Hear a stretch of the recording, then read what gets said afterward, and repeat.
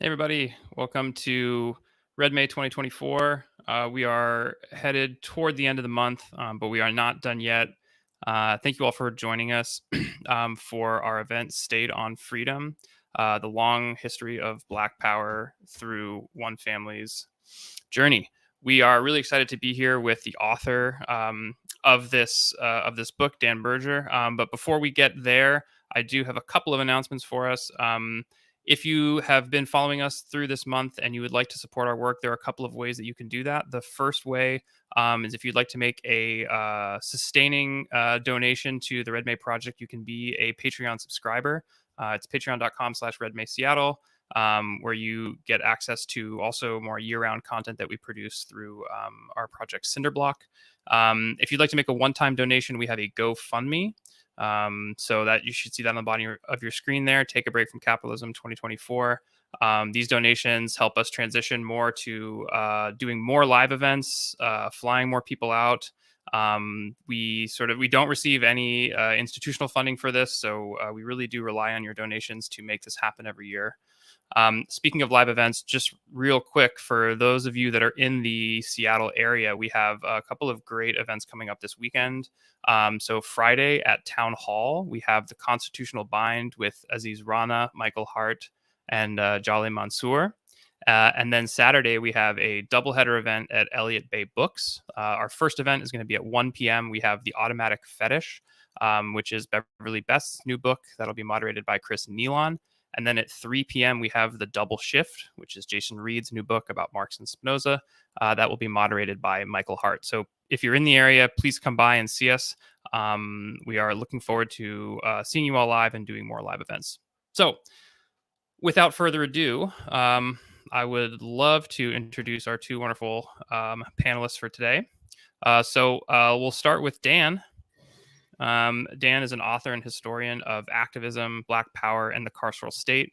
He's a professor of comparative ethnic studies at the University of Washington, Bothell. And Dan is the author of the most recent book that we're here to talk about, Stayed on Freedom, published by Basic Books. And his previous books include Captive Nation, Black Prison Organizing in the Civil Rights Era, which won the 2015 James A. Rawley Prize from the Organization of American Historians. Remaking Radicalism, a grassroots documentary reader of the United States, 1973 to 2001, and Rethinking the American Prison Movement, co-authored by Toussaint Loisier. He also coordinates the Washington Prison History Project, a multimedia archive of prisoner activism and prison policy. Dan, welcome. Thank you so much for being with us. Thanks so much for having me. Good to be here. Our next guest is Jasmin A. Young. Jasmin is an assistant professor in the Department of Ethnic Studies at the University of California, Riverside. She's currently a visiting scholar at Harvard's Charles Warren Center for Studies in American History. She's developing her book manuscript, Black Women and Armed Resistance, SNCC, and the Black Liberation Struggle. Hi, Jasmin. Thanks for being here. Hello. Thank you for having me. Okay, so I think we're just going to jump right in. We are going to sort of have a conversation. Dan and Jasmin are going to talk about the book.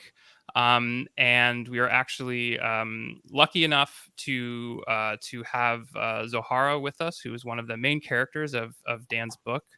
So she'll come on at the end of the discussion toward the Q&A, and we'll sort of get to have a really interesting conversation with our three guests here today. So please don't leave, stick around. And yeah, enjoy. You know, I wanted to say that as I was reading this book, Dan, I was initially going to do the kind of moderator thing where you like pick around in the book, maybe you read the beginning or the end, and you read a chapter here or there, and I just like couldn't not read it. It was really, really the narrative drive in this story of through the Black Power movement, and also through our main characters' lives was something that kind of impeded me from doing any type of like skipping around. So I was like really I was really drawn to the book, and I think it speaks to you know, the really interesting and meaningful story, but also, you know, your ability to weave that together in a way that I think is quite unique. So I'm really excited to see where this conversation takes us, and let's just hop right in. Thanks so much. That's really, really awesome to hear. And definitely, you know, it's so true about Zoharah and Michael's lives, both independently and together, at the people that the book, you know, that are at the heart of the book. but also is exactly what I wanted to accomplish with this book. I think we, tend to not realize how dynamic and dramatic it is to live a life on the left, or at least how dynamic and dramatic it can be. And so from knowing them for a long time, I knew how sort of cinematic their stories were, but I also think we need and deserve those kinds of histories of the left, because I think it is really important to understand that kind of full sweep and the full scope of things, not just for the people whose names we already know, but actually really at the grassroots, where some of the most exciting and cutting edge things are going on.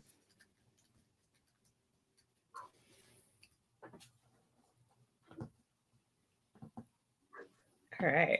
I guess I'll jump in then. Yeah. I'm so excited to be here, though. I'm so happy to be in conversation with you about the book. I remember when it came out and I was like, yes, this is what we absolutely need. So I have a slew of questions that run the gamut. But I'm going to assume that maybe some of the folks in our audience have not yet picked this book up. So I'd love for you to just kind of share really basically, what's the motivation? What prompted you to write this book? Yeah, so thank you for that, and thank you for taking the time as moderator. It's really, really great.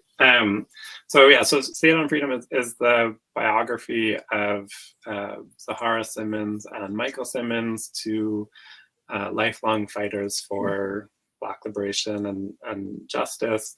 And we'll hear from Zoharah a little later today, but I had the great, not only fortune, but kind of luck to start as a student at the University of Florida the same year that she started there as a professor. And so hearing her stories were so inspiring to me, on their own right as a young activist at the time, but also, inspiring me to go to the library and learn more about what she was talking about, right? And the kind of histories that she had lived through and that she had contributed to. And it was pretty clear pretty quickly that so much of what she was saying about her experience exceeded the narratives of what we knew, what was known about Black power. And I think that had always really stuck with me. And when I graduated college, I moved to Philadelphia and met her ex-husband and still very close friend, Michael. And it was sort of the same experience all over again. And particularly seeing the two of them together really represent, so many of the kind of common, dynamic sort of streams of the Black freedom struggle that are so often treated as separate. Zoharah grew up in the South, Michael grew up in the North. Zoharah has been very involved in a variety of kind of faith-based efforts, as well as a variety of sort of Black nationalist efforts. And Michael is very avowedly and sort of stubbornly secular, and spent a lot of time in the new communist movement in the 70s and 80s. And these stories are so often treated as distinct, if not antagonistic, and just the story between civil rights and Black power often treated as separate, if not antagonistic. And so to see these two people who have been in each other's lives for decades, who have so much love and trust and respect for each other, who actually bring together so many of these themes, it just, to me, has always helped me understand the movement in a much more three-dimensional way than it's often discussed or written about. Mm-hmm. And so, it was that had kind of been in the back of my mind really since I first met Zoharah, 24 years ago. And so that book idea, in some ways, it's been there since then, right? I mean, I didn't know I could write a book then, but around 2016, having had this idea for a long time, I reached out to them about sort of working together on this project to really tell a much more, three-dimensional story of the movement and the wide range of issues, campaigns, strategies, and geographies than is so often attributed to the Black freedom struggle. Yeah, I think that you do a really great job of covering all that. I mean, I have so many questions about that as well. And we'll hopefully get to like conversations about method at some point, because, you know. When Philip asked me to and sent me the invitation to this, one of the things he said about Red May was like, get caught reading Marx and get caught wearing red. And so it kind of prompted me, like, who do you want to get caught reading your book? Like, who do you want your readers to be? I love that question. And I mean, I think probably every author wants everyone to read the book, right? You write it for everybody.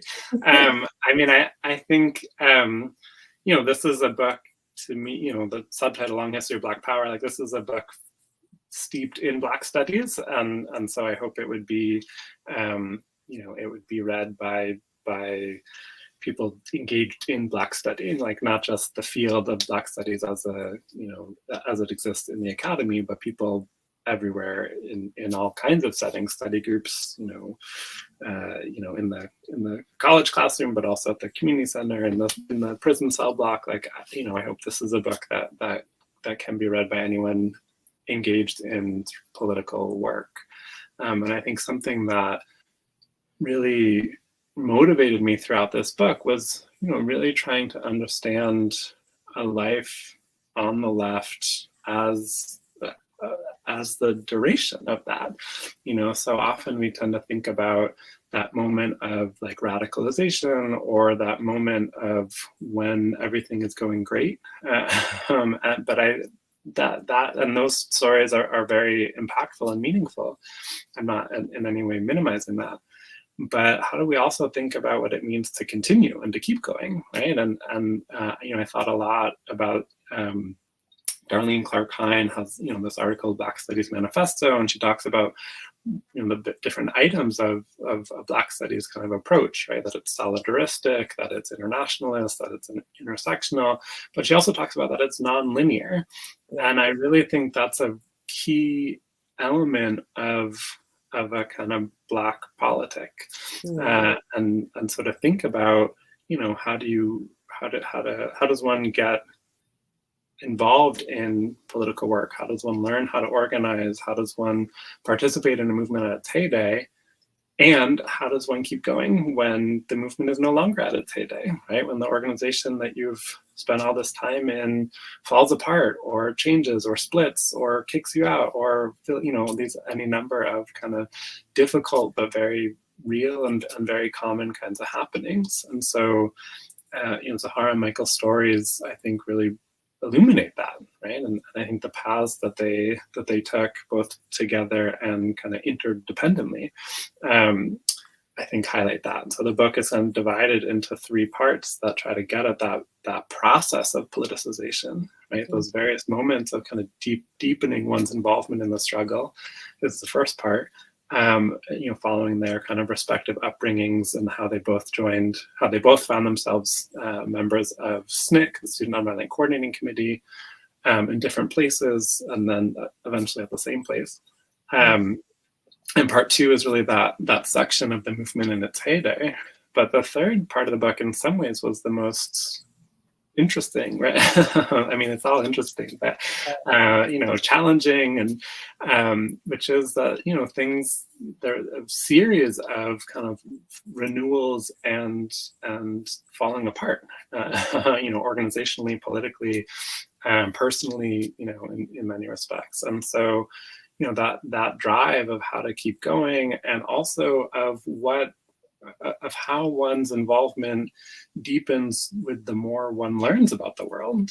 I mean, Zoharah starts as the world is her upbringing in Memphis, right? Michael is North Philadelphia, right? And that sort of politicization is always about sort of growing their sense of the world, and that leads them to do all kinds of really amazing, eventually do all kinds of amazing international human rights work and sort of international solidarity that is certainly very present on all of our minds today, as we see the ongoing genocide in Gaza and events in Haiti and Congo and elsewhere. I think just that sense of like, how do you keep asking questions of yourself, right? And like, how do you keep how do the new things that you learn about the world require new things of you? And how to figure that out with the recognition that there is no, there are clear wrong answers, but there's not necessarily a clear right answer. Sort of figuring out that journey and that process, I think, was really, really important to me. And the last thing I'll say, or chronicling that process, I guess I shouldn't say figuring it out, but naming that, acknowledging that is a part of the struggle. And I think for me, I sort of really reached a point of I knew I wanted to do this book when I became a parent, and thinking about all the ways that being a parent would change how the ways that I showed up in the world, not just politically, but politically. And Zoharah and Michael are parents and have a daughter together, Aisha Shahida Simmons, who's a culture worker and filmmaker. And that's a piece of the story as well, right? Of how to be parents and maintain one's political commitments, and what are the sacrifices and challenges that come from that as well. Yeah. I mean, you just kind of offered a few things, different avenues for us to go down. I mean, as I reviewed the book again in anticipation of our conversation, I was thinking about like, what does this book have to offer us for our current contemporary moment, right? Like, we are literally watching a genocide play out in our eyes, in front of us. And I wonder what you hope that your readers gain from that, and as they move out into the world in these spaces. Yeah, I think there's so much about the current genocide that we're seeing unfold in real time in ways that has not been possible in other moments. That offers a new sort of level of urgency and a new sort of visceral reaction to it all. And the task of stopping the war machine has never been more necessary and more clear in some ways than it is now. And yet, the difficulty is no less than it's ever been before, and in many ways even stronger, even more difficult. I think one thing that I think keeps coming up in different ways throughout the book that I think we are seeing now as well is that our existing organizations are never strong enough to do what we need them to do in the moments of crises that spark their emergence or their expansion. And so those organizations are necessary vehicles, right? For how do we move together? How do we strategize? How do we act? And I think, and there are a number of really important organizations that existed before October that have really, stepped up to the moment and expanded in all kinds of innovative and interesting ways. And, it's not enough. And so how do we kind of live in that tension between the necessity of those organizations with the reckoning that it's not enough, right? And how do we sort of redouble our efforts without, redouble our efforts in a way that is strategic and meaningful, and also knowing that it's a long fight when every day, every minute feels so urgent and so pressing. And I think that's a really hard tension, right? It's a really physically draining, emotionally draining state to be in. But I think, coming back to that sense that it's a long fight and it's a long haul, and that we are fighting, we want to make these changes. We need to make these changes today, and it's going to be a long time to actually do it. Yeah, I think the work really speaks to this protracted struggle, right? Like, it's you're dealing with folks who are, one, will be joining us later, but also who are still here, who are still fighting the fight. Like, you can follow Zoharah on Twitter, and she is talking about what's going on in the world, right? And I wonder if you can just kind of talk to us about, are there nuggets in here that are blueprints for organizers, for activists? Are there ways in which someone can read this book and and see some kinds of paths for how you have a protracted struggle, how you can be an activist or organizer for a extended period of time. Yeah, I love that way of thinking about it. I feel very allergic to blueprints, right? Like I would hate for someone to look at anything that I have done as a blueprint, but I would hope that this book most especially, but also other things that I've done, could be useful as a kind of talus, right? As an orienting point, as a way of kind of looking out at one's moment and the larger world. But I often find that approaching things wanting a blueprint leads to a kind of mechanical orientation, right? Like this kind of like, oh, we just need to do what they did. Yeah. And I think often what we need to do is, the spirit of what they did, but not necessarily the exact form of what they did. And I don't mean Zoharah and Michael, I mean in general, looking at any example, like any, organization, doing the research writing for this book covered a large number of organizations because they've been a part of a large number of organizations. But certainly a lot of time researching SNCC, and it is, I think, impossible to not fall in love with SNCC. The more time that you spend in SNCC's archives and talking to SNCC members and just learning about the incredible courage and determination and sophistication that SNCC members had, in different ways and in different moments, but I think uniformly shared. And there's so much that's different now from 60 years ago that I wouldn't want to say follow SNCC chapter and verse, right? But I would say thinking about SNCC's orientation to struggle and orientation to organizing, yes, do that, right? But to me, that's less of a blueprint than it is a touchstone, right? And I think that kind of grounding, I think the first thing is that I would hope people would take from this book is in your question itself, which is that it is a protracted struggle. Right? And I think I think we are rightly and necessarily swept up in the urgency of our moment, right? Of our campaigns, of our fights against genocide in this particular moment, where it's necessary to be swept up in that and very focused on that.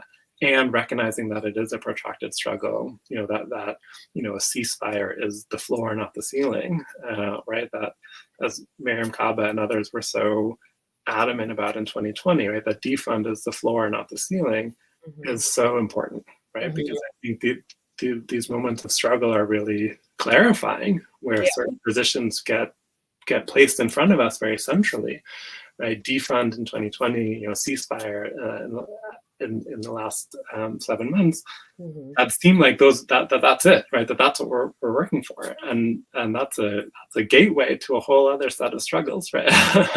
And so recognizing that sense of urgency, but also kind of being able to see it as a protracted struggle, to me, like that's one of the most important things that I hope people would view as that, and I think that doesn't offer a blueprint exactly. Yeah. I want to just say one quick thing about that with the blueprint question. I think something that really struck me about the book and the narrative format that it took was that I think it really allows for more than just a kind of like a schematic look of how things should be, or can we just repeat what was done previously? Like even the question of like the funding models with SNCC, the degree to which they worked and then eventually sort of didn't as politics were moving in different directions from their funders. But even things like there was this really, I forget what chapter it was in, where you have this line about like problems always starting with cars, like it was like who had the car or like who had the keys to the car, and that like I think there's something there that's just so interesting about being like, yes, you work in an organization that has the capacity to buy people cars and move people around geographically, but how do you organize who has the keys, right? Like even these types of things, whether it's a car or whether it's anything else, like who has the password to the social media account, like like not that that's like a one-to-one, but these are kind of like questions that like organizationally we can begin to kind of like think about and be like, okay, well, what would our equivalent of like the car be? Maybe it's still the car, but it could be something else. Yeah, no, I think that's right. And one thing that I think is a good example of this kind of broader process, I've been very impressed with the ways that the demonstrations in the last 7-8 months have learned a lot of skills from 2020, right? So the ways that, at least here in Seattle, but I'm sure this is true elsewhere, right? That people have sort of collectivized a safety plan at the demonstration itself, right? Here are hand signals to know, like, if it's time to, if we need to disperse in a hurry, or if someone's having medical crisis, right? These are kinds of ways of kind of popularizing, collective safety that is, outside of and against the kind of police involvement. That, I've been going to demonstrations for almost 30 years, and it's not since in the last 5 that I've seen that kind of approach being incorporated, right? And so, even though these demonstrations have been exactly sort of thrown into motion by the genocide in Gaza, they are learning from and building from and a very direct line from the demonstrations in 2020 and the kinds of things that people were implementing in the uprisings of 2020, which themselves have other kinds of genealogies, right, that we could trace. But I think there's so much kind of collective wisdom that people learned in 2020 that is now being utilized today around Palestine. Yeah, it has been impressive to witness. I also I think that there's something about Michael's experiences with organizing against apartheid in South Africa that could be very useful for this moment, right? As students are calling for divestment now from funding Israel and all of these different kind of ways in which all of our monies in some way, right? Like, I'm at the University of California, so like there's a lot of money wrapped up. And so there's some parallels there that I think it would be really interesting for folks to have those kinds of conversations, because that call for divestment, right, was one that Michael was pushing up against, with people who were like, well, no, this is not okay, and this is going to hurt people, and certainly questions about what nonviolent tactics were appropriate or useful while he's organizing in the American Friends Service Committee. Yeah, that's right. And I'm glad that you brought that up. Right. So both Michael and Zoharah worked for many years for the American Friends Service Committee, the AFSC, which is a longstanding Quaker human rights organization, and as a Quaker organization, very committed to a pacifist politic, and was a really interesting place where a number of people, not just Michael and Zoharah, found jobs in the 70s as some of SNCC and some of the other kind of community-based, movement-based so political organizations fell apart. And so you had all these talented organizers looking for a way to continue organizing, and the AFSC was one of those places. And one of the kind of through lines of that back third of the book is sort of following how they, this was the first time for both of them being in a predominantly white organization as paid staff, which brought all kinds of new challenges relative to SNCC and some of the work they had done in Black communities. And AFSC was such a base, of support to run different campaigns that Zoharah was involved in against policing and surveillance. Michael was very involved in, before South Africa, around worker rights and sort of using affirmative action as a kind of worker rights mobilization. And then the work in Southern Africa. I mean, I think one of the things that's so interesting there, that's I think particularly germane to those of us that work in universities or are tied to universities, right, is the push for divestment came to focus on AFSC itself, right? Yeah. Right? That here is this organization who was hiring, people like Michael to do anti-apartheid work, and lo and behold, some of their investments were tied up in, broader sort of investment portfolios, but that were tied up in South Africa. And so the organizing, right, that Michael was doing including through something called the Southern Africa Freedom Summer, very directly inspired by the Mississippi Freedom Summer. You know, it's like, wait a second, you know, like we're all here under the auspices of the AFSC, that is this, you know, nonviolent, you know, anti-apartheid organization, and in fact, it is invested in the apartheid regime. And I think, you know, the struggles, the successful struggle, I should highlight, right? But the struggle to get AFSC to divest, right, it is this sort of constant reminder that these kind of seemingly neutral organizations, or even in the case of AFSC, these seemingly, you know, justice-oriented organizations, you know, are still enmeshed in the larger, you know, system of global capitalism, which is enmeshed in apartheid and genocide, right? Right? And so the ways that we need to sort of wage these struggles, you know, within the institutions that we ourselves are a part of, I think is really, really key, right? And the ways that, you know, the university, or, you know, I mean, not to compare the modern university to the AFSC, but, you know, the ways that these kinds of organizations are still enmeshed in genocide and violence, despite their stated principles of education or peace or justice, right? It is something that I think we're seeing, you know, people confront in very real time, right? And with very meaningful consequences. Absolutely. I was just fingering through trying to see if I could find the specific, because they had quite an investment. It was like thousands of stock that amounted to a couple million, right? Like yeah, I don't remember the number offhand, but yes. Absolutely. So and, but you know, yeah, and they, you know, were reluctant, and it was a big fight. But I think they were certainly more. It was a quicker fight, and they were more amenable to those demands than the universities are.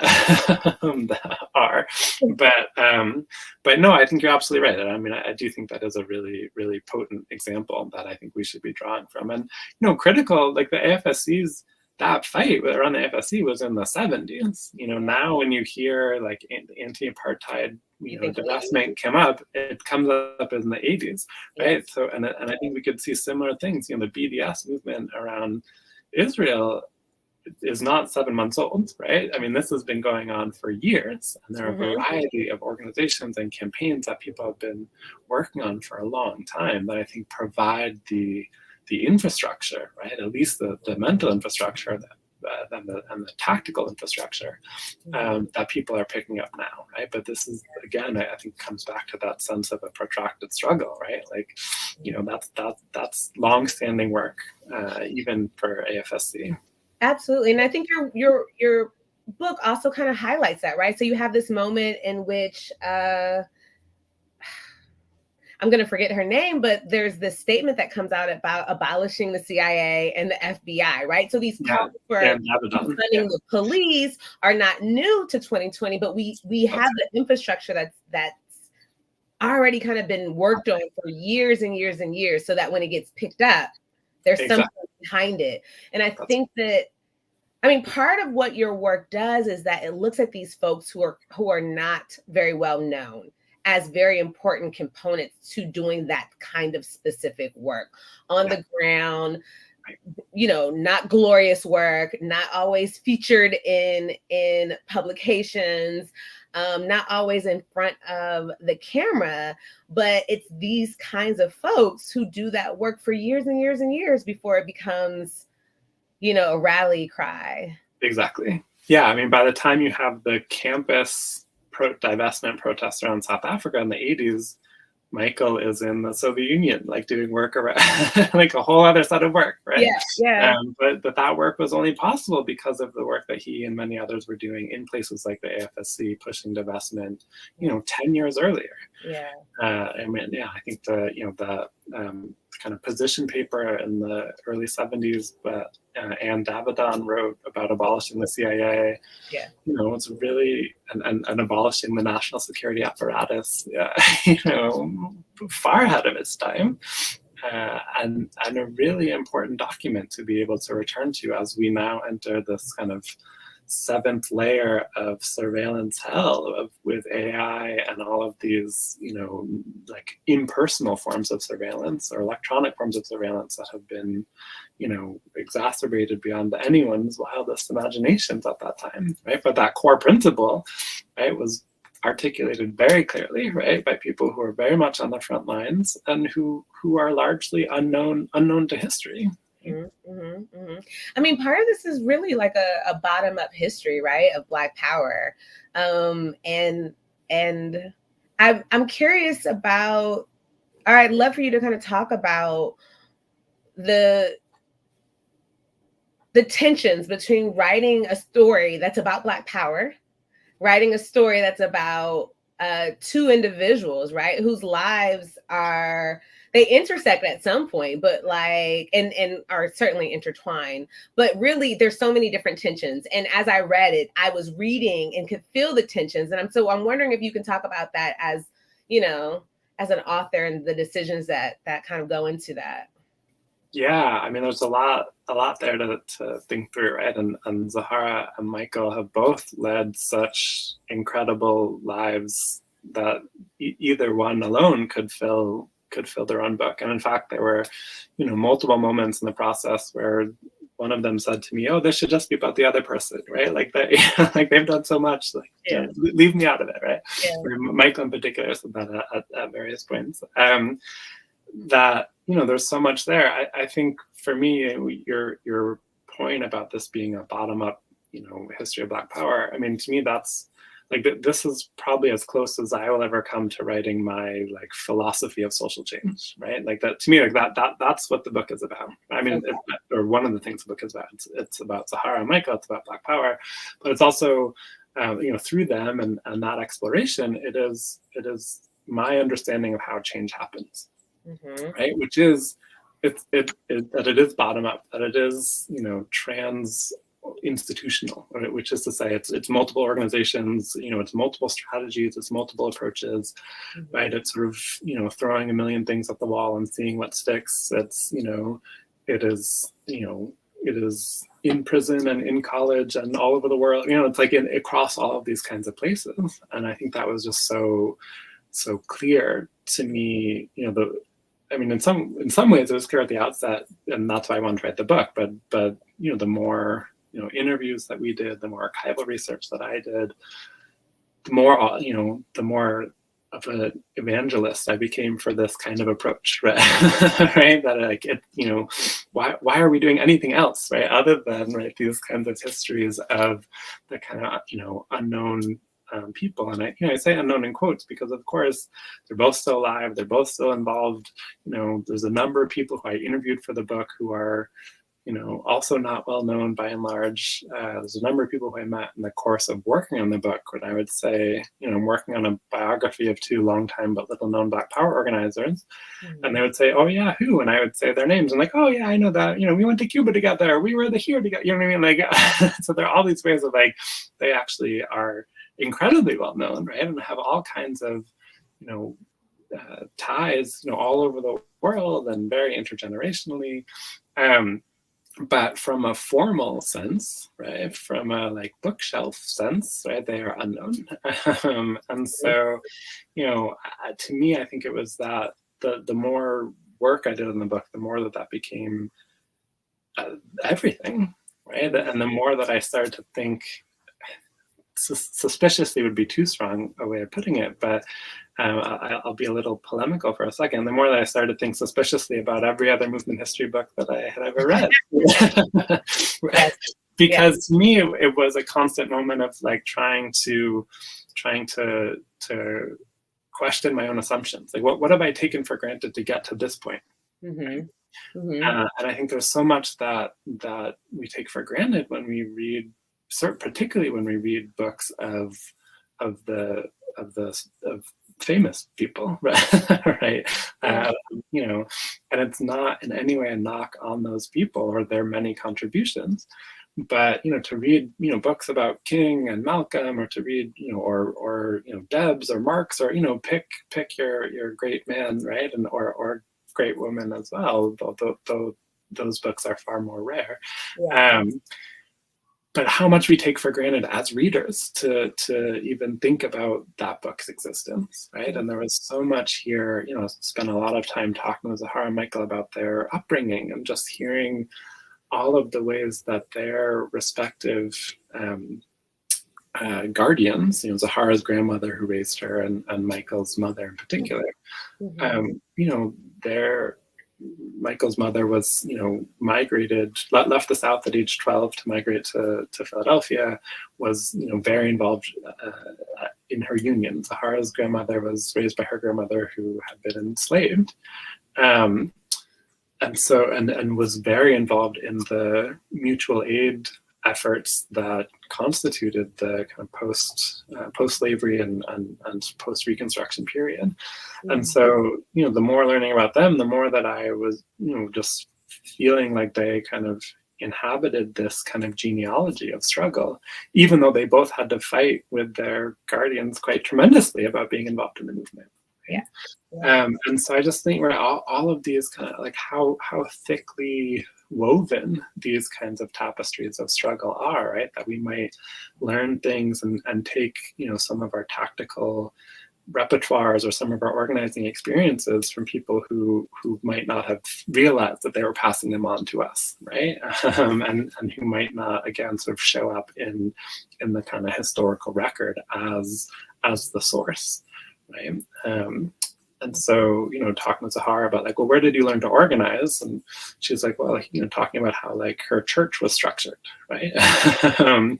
And so just sort of thinking about all of these, I don't know, but it's, again, it returns to that point I was saying earlier about like the nonlinear, like it's not from A to B, right? It is sort of things coming in all different directions, but the only way that we can understand those multiple directions, or maybe not the only, the best way that we can understand that kind of multi-directions is from people who are at the front lines of it, right? And those, so it's not the people making the speeches and giving the interviews and, at the front of the camera, again, as important as they may be, or the people with the titles, right? The president of this or the leader of that. But to really understand it in that three-dimensional way, I think requires something different. Yeah, I think you're absolutely right. And I think like my interest has always kind of been in local people who make these movements happen and their interactions with these, national figures and very large people who we see appear. And so of course your book is sprinkled with lots of names that people will recognize and lots of these moments in which they're interacting with these luminaries of sorts. Yeah. But I wondered as I was reading too, like the author's choice, right? Because there are moments in which you privilege, I think, the political over the personal. Although I think your book does a really great job of talking about, as you mentioned, right, like these backgrounds and where they're coming from and who's raising them and them as young people. But I wondered about how and when you made those decisions. So that's one question. The other question is about if you struggled to input something in the book, right? Like where you had to fight yourself, where you were like, no, it has to go in there. You may not want it in there. And I ask that because, these are people that you have known for years, that you met in your youth or in a younger period of your life. But, and I find myself always like loving my people that I'm writing about, right? I love them. And then I sometimes, discover that they're human, right? Yeah. Or have a human moment. And I'm like, ugh. Right. Yeah. And I think that that's a conversation that folks on the left, sometimes we have, and sometimes we're not having, but like, right. So there's a few things there for you to kind of, but totally. Really, really great set of observations and questions. I definitely, I do think this is where the local people or the less well-known people, again, where like some of these things become so much more apparent and the messiness becomes more alive than with the famous people, because I think so much is kind of there's so much kind of overdetermined by that, leadership position, or by the fact that everyone's written about them, or right.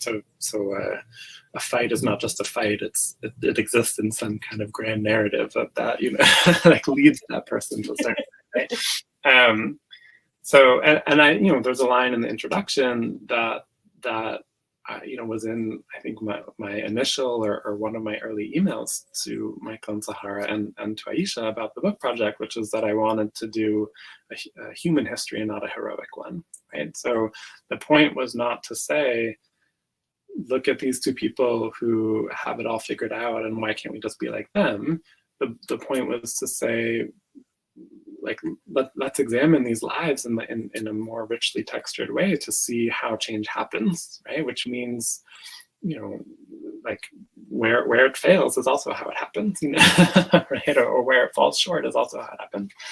So that was always my guiding point. I think your sense about, there are times when it, leans to a kind of political sort of interpretation or a personal one.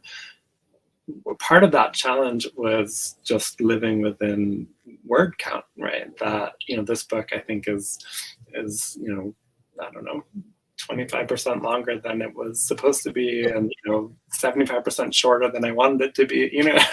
Like there's so much more that I think we could have said, or that I could have said in that book. And so I think some of it was in the editing stage when I had to pare down my earlier draft by a lot of words. Was just trying to, there were some points of having to like make sure that a certain kind of pivot needed to happen, right? Or a certain kind of conclusion needed to be arrived at to sort of move the story along. That I think for some of that in an earlier draft, unfolded more slowly and kind of more carefully in places. I think, because I mean, Zoharah and Michael have such closeness with each other over many decades, and because we have a closeness with each other over many years, I think there was a very strong openness to not. There was no kind of self-aggrandizement on their part, and there was no effort on my part at aggrandizing them.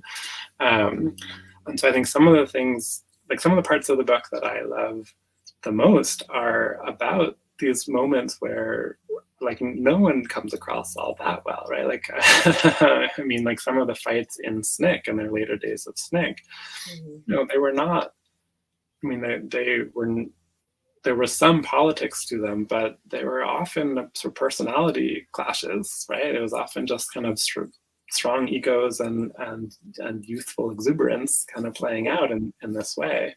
So, I mean, at one point, Kyle brought up the part of the book that talks about the kind of struggle over cars, right? And so someone, Simon Zoharah had to really stand off with somebody who tried to take a car from her that she thought was hers. And, it's a great story. It's a very fun part to write, but you're fighting over a car, there's you're threatening each other over a car, what I mean? Like it's not no one comes across as like a hero in that moment, right? But I do think that is how so many of our organizations struggle, right? That that we can narrate it in the most political terms, and there may be some political differences there, but it's often, right, exacerbated by personality clashes, clashes jockeying for position within the organization or whatever. And so what I tried to do is to sort of find the personal dimensions to those political struggles, and the political struggles to those, or the political dimensions to those personal struggles. And I think kind of grounding it in their lives was a way to see some of that play out.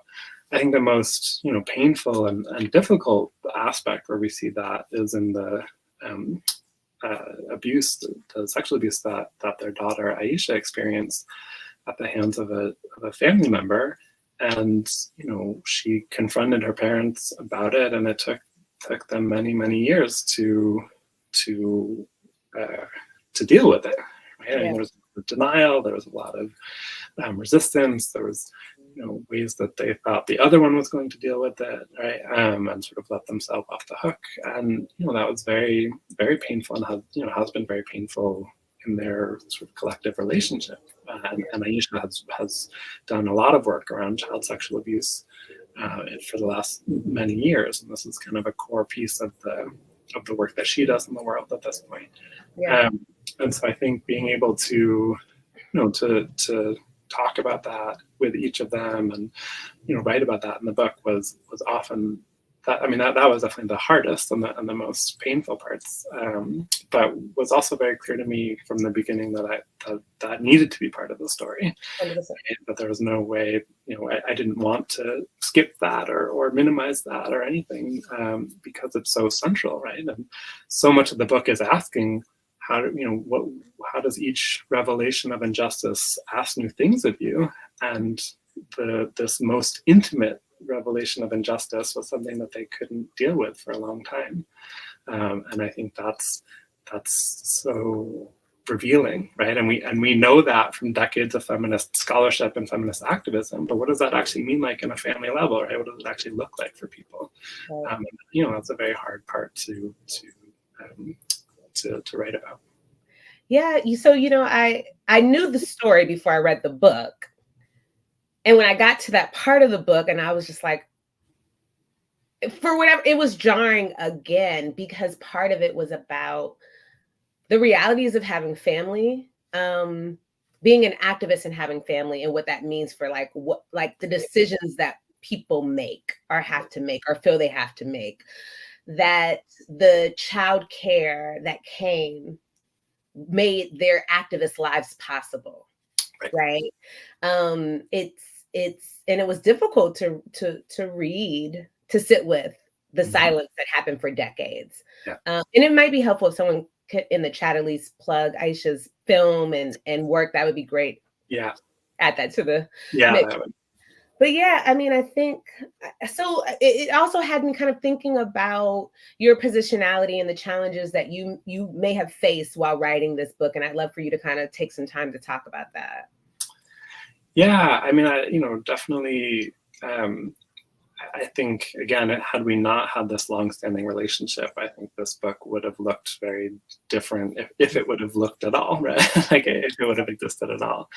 I think we spent the first many months of this project just talking about what it would mean to work together on it, and ended up drafting an agreement that just kind of laying out the terms that we had discussed, that we included things like any royalties would be shared between us, that the record of the interviews are theirs, but also specifying that I would be the author of the book, right? So that it's not an as told to story, right? That I was making those decisions of interpretation of, right? And part of that was important for me because there was all this archival work that I wanted to do, right? I wanted to be able to kind of tell a larger story, but also, I think we talked a lot, and I shared the manuscript with them before it was published, and we had conversations about it before publication, on that kind of meta level. But I also wanted to be able to make some interpretive choices about, I don't know, not just about what to include or exclude, but about how it was included, right? Yeah. So, and again, all of this was negotiated and agreed on. And so, in some events that we did when the book came out, there were a couple of times where people were like, "Where did you fight? What was the hardest? What was the biggest disagreement?" And it wasn't like that. Like we had a very collaborative process throughout, and again, based on a sort of long-standing trust. I think, for me as a white scholar of Black Power, I mean, I think a lot of the questions that I was writing about are things that I've been thinking about for a long time, and I think a kind of fealty to the archive and a fealty to the broader kind of politics are a guide, a really important guide. But I also think that relationship building and that sense of trust is a method, right? And I think one of the one of the things that has been clear to me across many projects is how much interviewing people impresses upon me the need to get it right. And, I can't put it another way, because it really is like, I thought about this with Captive Nation, interviewing an old comrade of George Jackson's about the day George Jackson died and the torture that he experienced afterwards, and just seeing how it still impacted him 40 years later, to me was like, I have to get this right. Like, it just was like seared into me. Yeah. And that, was true in this book. That's been true in other books as well. And it's odd, because you're asking me a question of interpretation, and I'm saying getting it right, which implies a kind of that there is a wrong, right? Right? It would seem to deny the interpretive. But I think the difference, I guess I would say there, is like there is a core right and wrong, and there's a lot of interpretive wiggle room within right? And so to me, I think that sense of trust and that sense of collaboration that we had, and we again shared the manuscript at a couple of points so that we could sort of review it on a meta level. To me, that was about getting it right. And I think the trust that existed between us was one where I think we all agreed that we didn't have to have the same interpretation. Right? I mean, they don't have the same interpretation of everything. Like they, after SNCC, they were largely a part of different organizations, like that. So they had different interpretations of what the moment required. But the fact that they always had that friendship and saw each other as political comrades meant that they were kind of on the right side together, right? Even if they had a different kind of interpretation of what was most important in that moment. And so I kind of think of that method that way, right? Of like, it's very important to get it right. And I think there are some clear benchmarks of what it means to get right. And there's some fluidity about the interpretive angle. And I think for me, it was, grounding in that relationship, grounding in there are some in the footnotes and in some of the choices, there are some scholarly interventions that I'm making, right? That I think, right, that they don't necessarily, are not necessarily front and center for them, right? So I think some of those interpretive choices, I think I was guided more by what I was trying to accomplish in the book. Yeah, no, I think I absolutely see all of that. And I think the trust is important for the work that you were able to produce and the story that you were able to tell here. And that's, it's very evident, I think, it's very evident in what you've produced for the world. I wonder about part of what I'm seeing, and feel free to kind of like push back against this, but there does feel like the historiography is kind of taking a turn to look more at the personal, right? Like to be more intentional about getting it right, or are telling stories about our movement that are more reflective of the human experience, right? Which is very messy. I'm thinking about my colleague, Tracy Parker, who's working on a book about love and sex and romance in the civil rights movement, right? And peeling back those layers, because, I'm thinking about the ways that we can be honest about how ego impacts our movement and impacts our organizing ability. And so I wonder if you are seeing something similar, and what that might mean for how we understand the Black freedom movement or the Black liberation struggle. Yeah, that's great. I mean, I think part of it for me was realizing that so much of the emphasis on history tends to be either about organization or about place, right? So we could take this one city and see, here's what happened in this city over this time period. And to me, that felt, again, all of this is work I love and am indebted to, so it's not a knock on the work.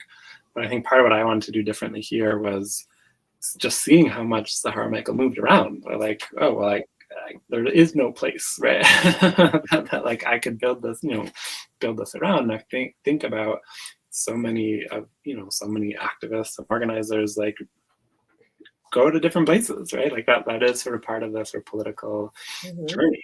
And in fact, why it was so important to me that journey be part of the subtitle, right? That I do think there's a series of kind of geographical journeys, political journeys. Right? There's a series of journeys that are kind of recorded in the book. So place didn't seem right.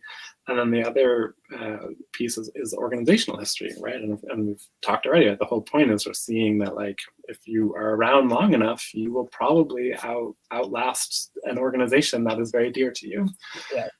And so I think those two models have really been such again, very important, but also, so foundational to studies of social movements, that I think there are a number of people who are like getting at what's missing from those models, right? Or what those models can contain in terms of the stories that we want to tell. And so I think that shift to a more, personal telling or more intimate telling is a way to really get at, I mean, at least for me, and I would assume for others making this move, right, is a way to get at that, at how do we imagine, like, the people that we're writing about, right? Like, if the organization doesn't contain them, if the place doesn't contain them, like, how else do we understand lives and struggle, right? And so I think questions of love and sex and intimacy and questions of travel, right? There's been various books about, right, people traveling and within a kind of left internationalism. Like, we have to be able to put it all on the table, right? And I think to me that there's just so much about the personal kind of approach that allows us to really understand the fullness of what we're trying to talk about. Mm-hmm. Mm-hmm. Yeah. I think that's absolutely right. I think the two models that you laid out have been kind of the traditional way. And I'm always kind of thinking about the usable past, right? Like, what can we gain? How do we push this forward? Yeah. We have inherited, our specific tasks, which is to move the needle forward as much as we can. And so those two models are useful in some ways, but they do leave a lot to be desired, right? I remember reading Stephen Ward's book on James and Grace Lee Boggs, and I'm like, but how did they pay their bills? Right. Right? Like exactly. So I think that, and I think that that's a really valuable book too. Yep.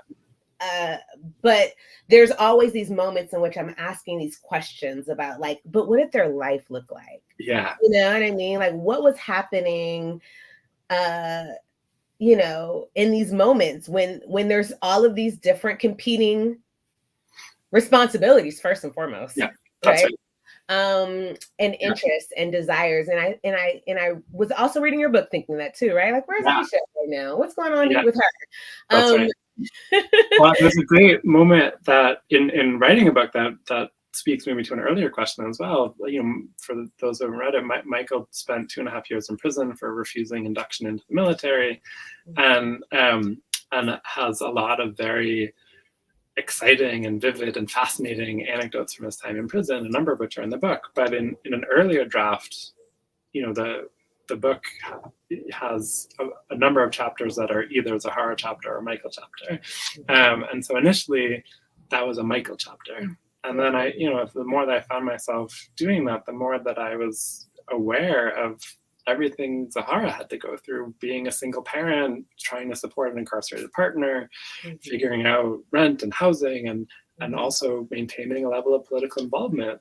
That I was like, no, this is like Michael's incarceration is also about Zoharah's experience, right? And Zoharah's experience of that time, right? And so some of that, I had to pull back on some of the stories from prison in order to really make that be about both of them, right? And I think a lot about, and I feel embarrassed that I didn't realize that at the outset, right? Like, as someone who's been doing prison work for a long time and thinks a lot about, like, people, like the experience of family members and loved ones, right? And I think a lot about, Martina Spada has this really great poem, "The lover of a subversive is also a subversive," which is, basically recounts somebody being under surveillance, the process of their partner being under surveillance. And again, so much of that incarceration experience is not just what's happening in prison, but what's happening for the people who are not in prison. Right? And I think that was something I had to sort of learn again in the writing process. Yeah. Yeah, and I picked up on that as a reader. I was like, oh, I wonder what's going on. And then she comes back into the story. Right. But it's also, right, you as the author having to hold multiple things, right? Like the personal, the interpersonal, the political, because they're constantly in political struggle. Yeah. One of the critiques that have come out about Black Power is where religion fell, right? And very clearly, like religion, not necessarily even spirituality, and sometimes the church and the role of the church. But I think that like Zoharah's story is a kind of fascinating one in terms of her own spiritual journey that takes kind of a number of different turns. So I'd love for you to kind of talk about the specifics of that, but also what we might gain from kind of thinking more, I guess, being more direct and looking at individual people where we can see that spiritual relationship is still a part of our political lives for some folks. Yeah, that's great. And it would be great to have her weigh in on this when she joins us as well. I think that, when I met her, she was coming in not as a history professor or Black studies professor, but as a professor of religion. And that was a big shock to me as someone who, that age hadn't really thought much about the relationships between religion and politics, or the potential relationships there. And it's clearly part of the book and part of what interested me about telling it together. Zoharah has this very religious upbringing in the church, and then moves through different through a series of different kind of religious and then spiritual traditions before landing on Sufi Islam. And part of how she landed there was, Michael getting some books while he was in prison from someone with a neighboring cell about a Sufi mystic, Hazrat Inayat Khan, and passing them on to Zoharah, right? Which again, I think just speaks to how interesting these kind of circulations of politics are. That really sort of changed her life. I think, and I think anyone who spends more than 10 minutes with her, maybe less, will get a deep sense of her spiritual grounding. Yes. And I think it's just very core to who she is, and I think I think it's very ecumenical, right? So it builds off a number of spiritual traditions. And part of, and likewise, don't have to spend more than 10 minutes with Michael before he probably says something blasphemous. And I mean, I'm being glib, but, to get his kind of, pronounced secularism. But I think for me, they both have a similar orientation to the struggle that I think to me is spiritual. Right? And I think I don't know if they would articulate it that way. I think that when Zoharah talks about, the kind of political futures that she wants to see, she will often say, like, it should have some spiritual component, and that was so important to, the civil rights movement, and that's undoubtedly true. To me, that the way that they both continue to figure out and continue to ask, how can I do better in the world? How can I make the world a better place? Yeah. And the kind of commitment that they have to the, quote unquote, everyday folks of the entire world. To me, there's a certain kind of spiritual commitment to struggle and to finding a sense of joy and purpose in struggle. I have a quote from Michael in the end of the book about that he just enjoys being a pain in somebody's ass, right? Like that's kind of like how he wakes up in the morning, right? How can I be a pain in somebody's ass? Right?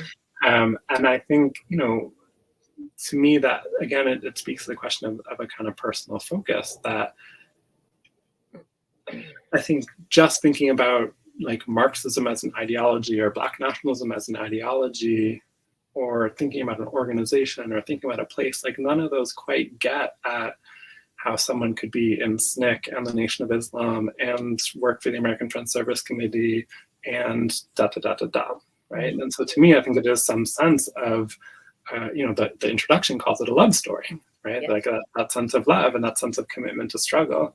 But I think the way that they have that so deeply in who they are and in their outlook to the world, to me, I think is a kind of spiritual practice, right? And I think at least it certainly became that for me the deeper I got into the project. Yeah, I think that's absolutely right. I think that you do start the book with talking about it being a love story and the importance of love. You use a Che quote, but the importance of love to struggle. And I think that the story that you tell is a story in which these two people really deeply love each other, and that it moves beyond their kind of romantic relationship at some point in time to where it's just like a deep appreciation for one another, a deep respect for one another. And I wonder if you can kind of just talk about that, not just as their interaction of each other, but also what those of us who are here in this room could maybe, glean from that, gather from that, take away from that. Yeah, I think that we often talk about family as a metaphor for different kinds of connections, right? That we talk about our chosen family, or someone becomes like family or becomes family. And I think there's both a lot of power in that and some limitations in that, right? Because we also know families can be places of abuse and silence and trauma, right? And all kinds of terrible things as much as generative things. Yeah. But I do think that sense, of a lifelong commitment to each other, that does not have to be a romantic commitment to be sort of revived and enacted and maintained, I think is something, I don't know. I mean, as I get older, like I think about that all the time, right? Like, I've been to, I've had the unfortunately have attended memorials for a few friends who have passed in the last month, and just sort of seeing like it's people from all over, right? And like what like seeing the good work that people have done in the world, so that pulls on so many different parts of their lives that come together to say this was a good person. Yeah. And I think that sense of so much of what they have done is make that commitment to people, again, like first in their town, and then right with other Black folks, and then it's like the country, and then it's the world, and all the or different parts of the world. And I just think that to me is what struggle is about at some level, if you are making a commitment to other people. And so I think we can see that on this sort of micro level between the two of them, that they make this commitment to each other that has a romantic component for a while, but like certainly looking back, right, that romantic portion is relatively small in the grand scheme of their lives, and yet, right, they continue to see each other as comrades and as sort of co-strugglers, as well as, of course, as co-parents. And I don't know. I just think that like we are asking ourselves and others to make commitments to each other. Mm-hmm. I think to be able to sort of see how that plays out over a lifetime is generative. Yeah, and that it's still going, right? Yeah, that it's ongoing for sure. Yeah, Absolutely. And I I think it's a beautiful kind of way of kind of thinking about how we can continue to struggle with one another, right? Like that trust is important and love is important, and making commitment to each other that can kind of grow as we grow as people, as individuals, right? Right. Is super important as well. So yeah, are we bringing in Zoharah now? Yeah, I think this would be a great time. So we are really grateful and super lucky to have Zoharah join us. So one of the main characters of this book written by Dan. We've been talking a lot about you, Zoharah, so far, and so thanks so much for joining us. Well, thank you. I think I prefer just being the fly on the wall listening. I mean, what can you say after this, right? But we'll see if people have some questions. But I greatly appreciate just listening, because I must say that because of Dan's book, I've learned a lot about myself that I did not know or understand. It's amazing to be a person alive and with a few brain cells still functioning, and to read what Dan has made of Mike and my life. So I'm very grateful to you, Dan. Thank you. It's really been an honor. I don't know, Zoharah, if there's anything you want to add to the question Jasmin was asking about, like process and method of the book from your perspective of sort of how it came together. Well, I have often said, when Dan first raised the issue, I kept saying, "Get out of here, Dan." I don't think anybody would really be interested in our story, and but Dan was, he was persistent and convinced me that it was a story within the larger context of the civil rights and Black Power movement that would be beneficial.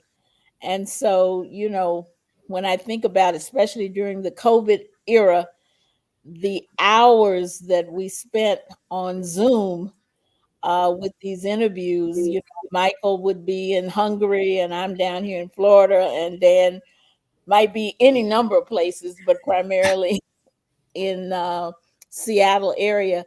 So, even during the process, it made me begin to reflect deeply in a way that, when you're running from one movement to the next, you just, you don't even have time, unless you're a person who maybe writes your own autobiography or something. And I keep telling myself, as well as Aisha keeps saying, "Mom, you need to write yourself," and I'm, as Dan knows, I'm so very involved in the trying to get a ceasefire and an end to the genocide in Gaza.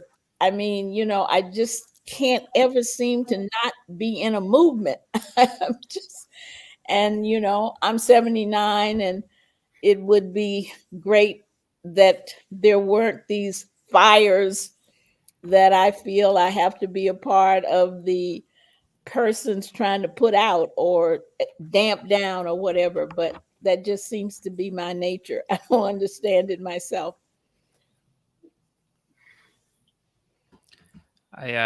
One question that I had was about the title of the book. So the Stayed on Freedom, which I think throughout the book is like a sort of like almost like a musical refrain that comes up in different chapters about what it means to continually be stayed on freedom. And I think something that I took away from that was, as we've talked about earlier, the sort of mix between having personal commitments to feeling like something is wrong or something needs to be right, and kind of following that at a personal level, but then also recognizing the sort of the existing situation, the organizations that exist, and how to navigate through them. Right? What is the best possible, whether it's an organization or a movement or just an angle through which one's personal convictions can be kind of like I don't know, shared at the maximal level, or however it is. I mean, that was kind of like something that I took away, but I'm curious, Zoharah, what being stayed on freedom means to you, or how you would think about that as like a reflection of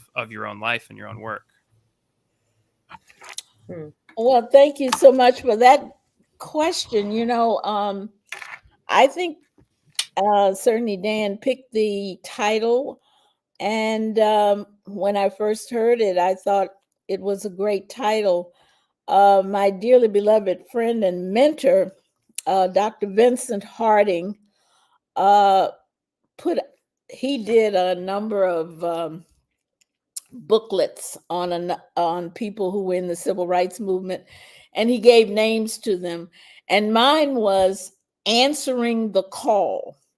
So, and of course, when he sent me, you know, a copy of it after we had had 3 or 4 days of intense interviews and all, and out of that came this booklet as well as DVDs. I thought, oh, okay, answering the call. And even when I did not want to answer the call, even when it was so painful to do it, you know, as for instance, you know, when I was a student at Spelman College and fulfilling what my grandmother and I had always wanted, you know, me going to college, the first one in the family to do so, and to be at Spelman, the place I wanted so badly to be, and yet to be, you know, in trouble with the Spelman administration constantly. And then to basically, for such a long time, leave college behind. I mean, I cried myself to sleep many an evening, because I didn't want to give that up. And, you know, but once it was like answering the call, you got to do it, you know. So State on Freedom, I think, is also such a metaphor for Mike and my life. And you just don't even know. It is something very spiritual about it.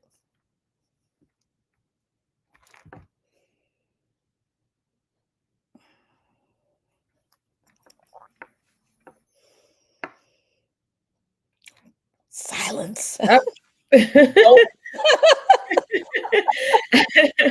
I love it. No,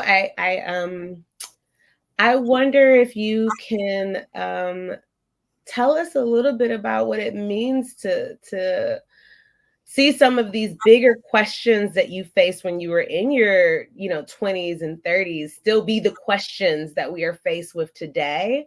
And you know, we started our conversation talking about this being a protracted struggle, right? The long struggle. If we think about someone like Ella Baker, who also had a very long life of fighting, and it's difficult. Yes, it is. Right? Like it's difficult because it's like, oh, these are the same questions. Yeah. Right? Like you still have school administration being upset with students who are protesting and who are on the right side. And so I guess I'm asking for me actually too, because but also just for those of us who are in the audience who are faced with that reality every day. It's exceedingly painful and difficult. And, you know, I'm so proud of the students here at the University of Florida, for example, who have an encampment, and, you know, 9 of them are facing some serious charges. And, you know, it's just a part of me just can't believe, you know, that we still have to fight these fights. So it is very difficult. And of course, at this stage in my life, you know, I'm like, look, guys, we got to get it right. You know, we have got to build lasting organizations, because as Dan keeps talking about how the organizations, you know, we build have fell apart and all. And but yet when I look at the right, and I know they fight amongst themselves and all, but they seem to have much more longevity often than we do. And so when I'm, as I am now, daily with the young people from the Jewish Voices for Peace, from Students for Justice in Palestine, and a range of other young people, some of whom are not in either of these groups, who have come together to be a part of the ceasefire in Gaza movement. I mean, that's, you know, I feel like Ella Baker, I'm like, okay, who would have thought at this point in your life you would be attempting to be an Ella Baker type figure for all of these young people who are young enough to be my grandchildren. And it's like, we have to build, we can't let foolishness tear us apart, because this is an existential struggle, and to me it's more urgent than ever.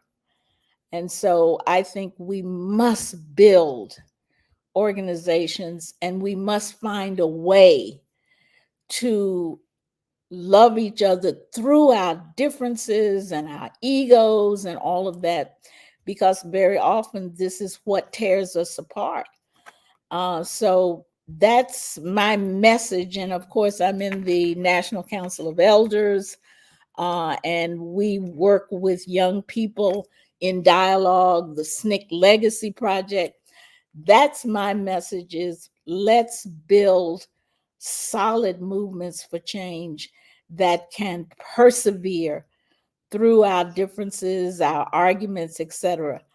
And of course, having spent all my very formative years in SNCC and knowing how much that organization meant to me, and the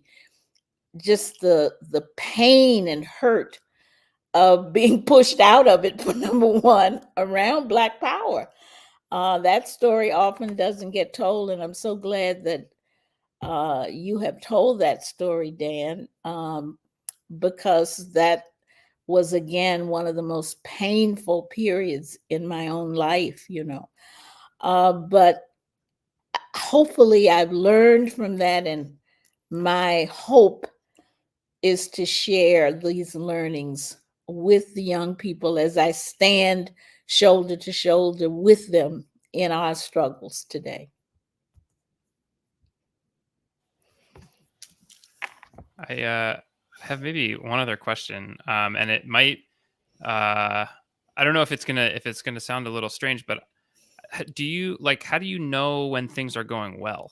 Like, do you have, relatively, in a sense that, I think one of the things that Dan mentioned at the beginning of this conversation was that, your legacy in your life spans many different organizations. Like looking back, we can see some relative high points and some relative low points at an organizational level. But were you feeling that in that moment? Like, I think if we've been at a high point and then we move to a low point organizationally, politically, whatever it is, we reflect and we're like, oh man, we didn't know what we had back then necessarily. But were you able to know when things were going well? Because I think this is a question that is really pertinent for people today, which is like, when do we know when things are going well so that we can try to continue course in a certain sense, and that relative, I don't know, like the relativeness of things going well can be hard to perceive because things seem so urgent and because times increasingly feel incredibly desperate. Yes, I certainly remember when things I felt were going well, at the height of numbers of the movements that I've been involved with, and that, certainly beginning with SNCC, there were the high points. I mean, Mississippi Summer, 1964. I mean, in spite of, the fear, the danger, all that we went through, this was a high point. And the way that the people in our local areas were galvanized to the ideas that we both got from them and brought to them, no question, that was a high point. I mean, building the Mississippi Freedom Democratic Party, that was a high point. And then later, in my own case, NBIP, the National Black Independent Political Party, that I put 3 hard years into, to me, we were on the right track at that point, And just recently, being with Jewish young people, Muslim young people, Christian. I mean, we had one of the most wonderful events here locally where for the first time, and I've been here 24 years now, I had never been in a group where you had Muslims, Christians, Jews, and others meeting and determining what we were going to do here locally. And I just looked around the room and I just, I said, this has not happened in the 24 years that I've been here before, where we had this kind of unity. And, we had an imam, we had a rabbi, we had a Mennonite minister, they all gave their prayers, and it was just wonderful. So out of just the horrors of Gaza, I see something being born here that I never expected. And I am so sad that it is taking this kind of genocidal madness to bring us together across lines that often we don't cross. I really love that question, and especially that answer. The ways that it emphasizes the good moments are often about the process, right? About the ways that struggle changes us, and the ways that struggle changes how we are, who we are in relation to, and how we are in relation to each other. Because I think the sense of good times is often told as one of policy change. And of course, we are fighting for all these policy changes, but I think some of the most harrowing parts of State on Freedom and of the Zoharah Michael stories come after like policy victories, right? Mm-hmm. Right? So like Zoharah has this really awful experience, being arrested in a demonstration, right?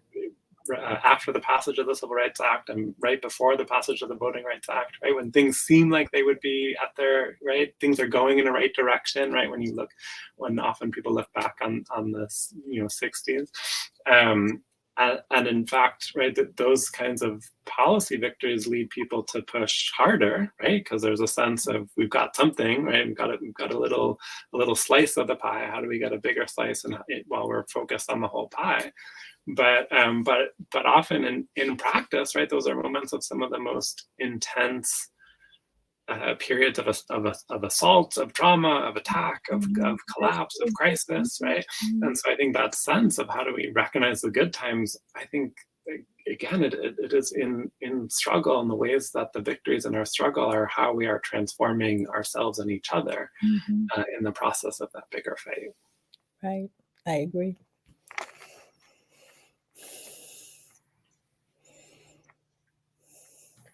So this is just, Dan, a question. And this is totally like just me reading the book and being like, but was Mike in RAM? Because it feels like it. And knowing what I know about RAM, I'm like, well, I mean, that's absolutely what they wanted people to do, right? Like go into these other organizations and like kind of push these organizations towards their ideology. So I feel like I had to ask, but I want to hear Zoharah's answer to that. Yes. Did you say RAM, Revolutionary Action Movement? Yes. Yes. Okay. Yes, it was. I believe that Michael has told me he was around RAM. That's exactly how you wrote it. And I'm like, but he was, I mean, it's giving he was in it, but okay. Well, I mean, I certainly know that I never even heard of RAM, down in the South. And then when I went to Philadelphia for the first time with Michael, we spent several days in RAM meetings. So I mean, at that point, there was how can I put this even a bit nicely? There was a lot of sexism. I'm not going to try to make it nice. And so we women, RAM women, had our section that we met separately from the brothers. So maybe Michael wasn't a member, but because I wasn't in the meetings, we women in RAM had our own sections. very much like the Nation of Islam. I mean, we've been through we've been through quite a bit of struggle around gender issues and all too. So, but if Michael says he was on the periphery, who am I to say he wasn't? But I always thought that he was a part of it. And we had some of the members join us in Atlanta to become a part of the Atlanta project of SNCC. And of course, that was used by some people in SNCC to try to suggest that RAM was directing the Atlanta project of SNCC, which is certainly absolutely not the truth. And of course, for many of the RAM brothers who joined us, it was their first time in the South. They were learning from us as much as we were from them, and at no point were they directing which way we went. But that might be why Michael has always been a little tenuous, given that we were charged in the Atlanta project of SNCC because of our promotion of Black Power and the whole issue of the role of whites in the movement. At that time, they said that was RAM influence on us. RAM is one of those really interesting organizations for a lot of reasons, but in particular with regard to this question, I could imagine that some people in RAM might have thought Michael was a member, and why he might not have thought that he was a member, right? Yeah. And I think because of the ways that they were, pretty closed off as an organization, and so they had, and this is not unique to them. This is long series of left-wing groups who operate this way, right? But have a kind of people that they consider in their orbit, right? So he might have, to him, I think he was in their orbit, but maybe some people thought that meant that he was a member, being trained to be more, more involved. Yes.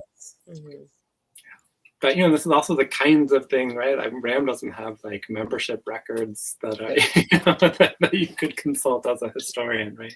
Yeah. So I mean, just the incredible privilege of being able to do the history of and with people who are still alive, to have these kinds of conversations, I think is something that we can't get of the 19th century or whatever, that I really appreciate. Yeah. I'm so happy that many of the dear brothers like Mike and me are still on the battlefield. Yeah, absolutely. Yeah.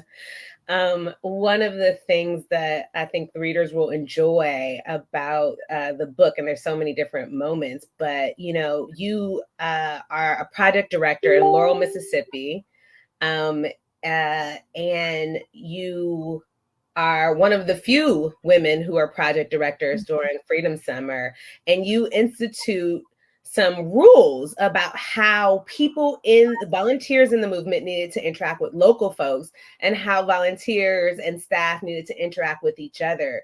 And I'd love for you to kind of just take a moment to kind of talk about that, because I think that the project and the book has a lot to offer us in terms of how we interact with each other in our struggles. Yes. I thank you for that question. And I really, see that as the beginning of breaking down, sort of roles, the roles that women can play and roles that men can play in the movement. And I don't, I think that we really don't have those kinds of deep problems now. I mean, if somebody's still in that old mold, somebody just needs to go sit them down and give them some history lessons.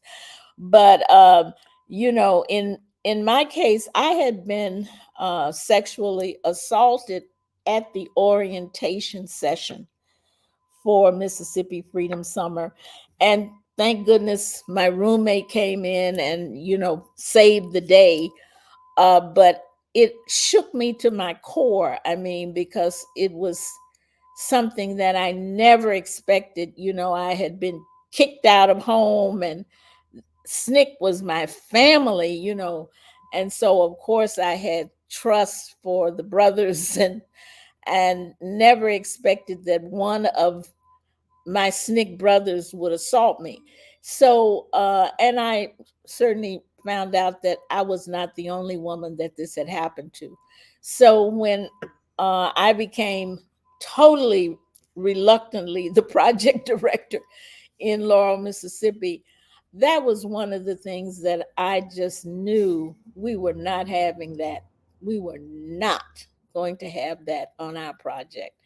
And so that's when I said we must have these rules, and certainly how you treat the women and girls in Laurel, but also how you treat the women in our project.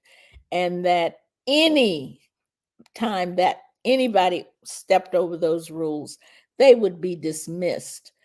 And little did I know, you know, that when word got around in Mississippi and all, they started calling it the Amazon Project. And, you know, after that summer, and I decided, along with two women, both of whom were white and my comrades, that we were going to keep the project going. We could not get any men to come and work initially, because they were like, I'm not signing off, because you had to sign that you agreed to this. And you know, we only got two additional workers who were males, because they were two high school young men who had been kicked out of school in Hattiesburg, and their lives were in danger. So the Hattiesburg Project sent those two guys to work with the three of us in Laurel. And then another brave male came and joined us. And that became the project that continued after Mississippi Summer. But there was, you know, there was outrage that there could be such a project. I mean, such a demand that men sign on that they were not going to, you know, harass or, heaven forbid, sexually assault a woman in or off the project. And I certainly did not consider myself a feminist at that time. You know, this was just like my outrage at what had happened to me and some of the other women. I just could not believe that they would do that to us, their comrades. So that's where that came from, just outrage.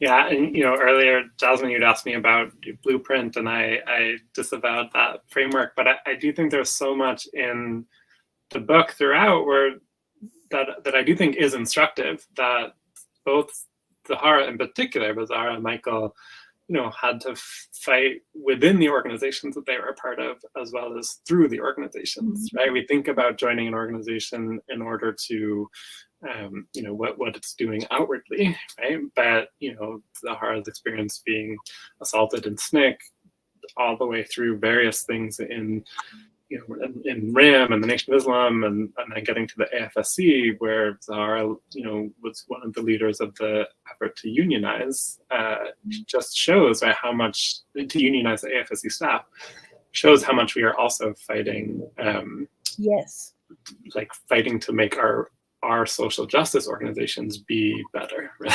And that, I think that is also a kind of enduring struggle. Yeah, definitely. And I love how you also kind of talked about how these two are encountering these bigger questions about racism in these organizations as they're fighting for social justice, right? Like, so they're organizing workers, they're organizing with the Quakers, and they're still encountering racism being a very huge issue, a huge barrier for them to get at the heart of the issues, right? To envision a new world or to make a new world possible. And that's something that we know is happening always in the left, right? Like it's constantly a question of can white workers organize with Black workers? Can they get over their racism? And I thought you did a good job of like really highlighting that too in the book, you know? Yeah.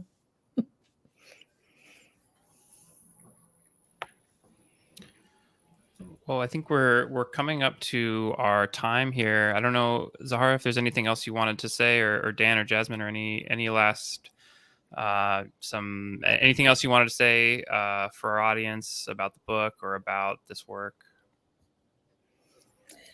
Well, one last thing I would like to share, and I'm grateful that I've been able to share it with the younger comrades with whom I'm now working, is, that we must love the people. I mean,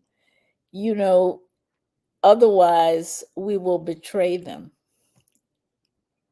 So in our organizing, in our work, love must be one of the foundational principles. Love of self, love of comrades, love of the people, all the people with whom we are organizing.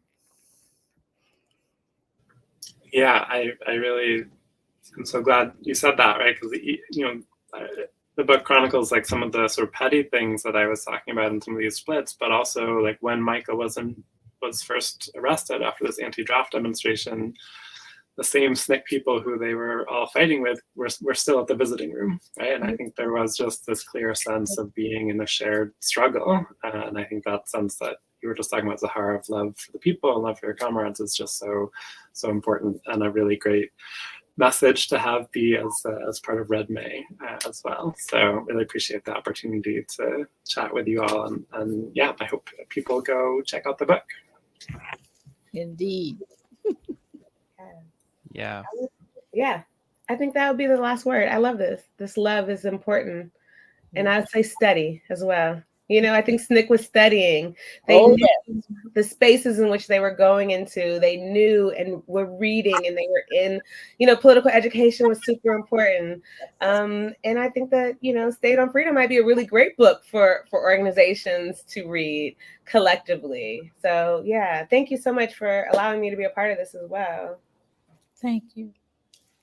Yeah, thanks to all of you for being a part of this, and definitely check out Dan's book, State on Freedom. We're all about love here at Red May, so we are really happy to have had this conversation. Before we head out here, I just want to do one more quick pitch for our events that we have coming up. If you're in the Seattle area, tomorrow at the town hall, we have the Constitutional Bind, where we will have it's a book talk by Aziz Rana, Michael Hart, and Jaleh Mansour. That's going to be at 7:30 p.m. in Seattle. And then Saturday, we have a doubleheader at Elliott Bay Books with the first coming up at 1 p.m., The Automatic Fetish, which is Beverly Best's new book about Capital Volume 3. That's going to be moderated by Chris Nealon. And then we have at 3 p.m. The Double Shift, which is Jason Reed's new book on Spinoza and Marx, moderated by Michael Hart. So thanks for tuning in and sticking with us. Please check the rest of our videos out for this month if you haven't seen them on YouTube. And we will be seeing you very soon. Take care, everyone, and thanks again for everyone for being here.